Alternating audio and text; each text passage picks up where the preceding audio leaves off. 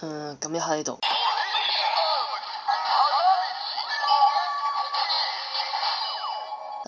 冇嘢啦。相信大多數嘅特攝迷都知道，而家嘅無面超人叫做無面超人海姆。呢隻拉打其實4隻字就可以講晒，水果武士。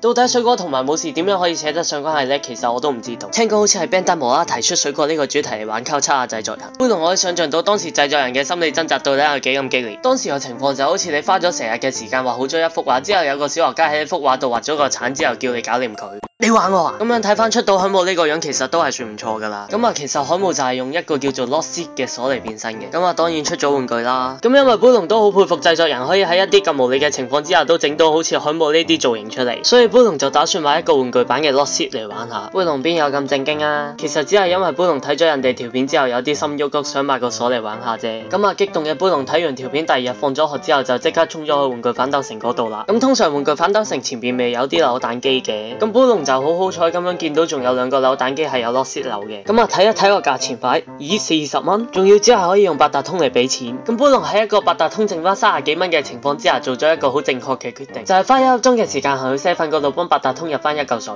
入完八達通嘅杯龍急急腳咁樣行翻去玩具反斗城嗰度啦。咦，好彩嗰2部扭蛋機仲喺度。杯龍拎個八達通出嚟諗住嘟啦。咦？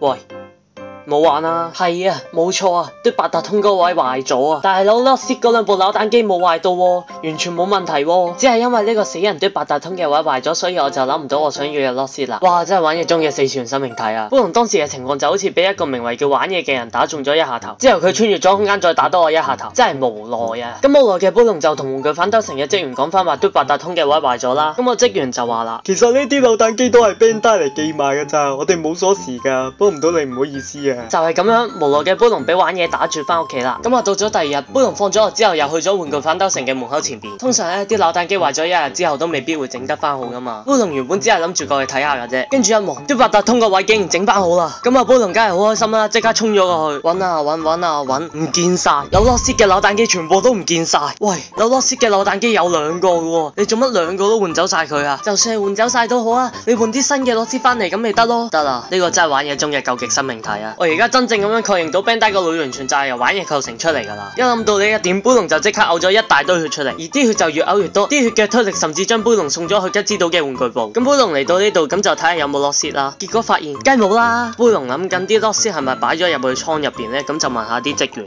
Lost Seed冇晒啦，1-2日就賣晒啦，有史以嚟賣得最好啊，仲好賣過啲戒指同埋硬幣啊。死心不息嘅杯龍梗係問埋佢幾時翻貨啦。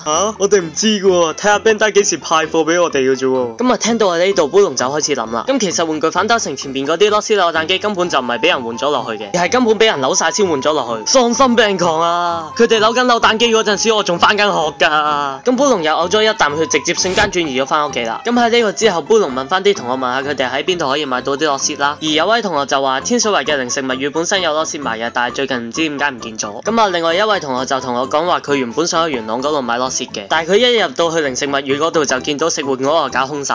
佢做咗一樣我都做過嘅嘢，問職員。呢個行為並唔會令到你得到任何幫助，但係只會令到你好過啲。個職員就話佢見到幾個小學雞入咗店入邊，跟住拎晒所有Lost Seed之後，逐條紅衫魚咁樣搭出嚟。個職員當然有問：你哋要咁多Lost Seed嚟做乜嘢啊？我哋每個人都有3條腰帶噶。我交叉你啊！你腰帶嗰啲鎖都夠你玩啦，使唔使仲要出嚟成個架咁樣掃空佢啊？你而家你買Lost Seed使唔使買到好似買奶粉噶嘛？即係偶然想買啲拉打嘢，你咁鬼多人爭嘅。我而家周圍地區嗰啲玩具店啊、百貨公司啊，唔會再有Lost Seed賣噶啦。想買嘅話，真係要出到旺角買咯。不過我覺得應該好難揾，就算揾到都俾人炒到好貴。我而家就有番說話想同嗰班鎖頭商人講下啦。多 Q 謝晒你哋喎。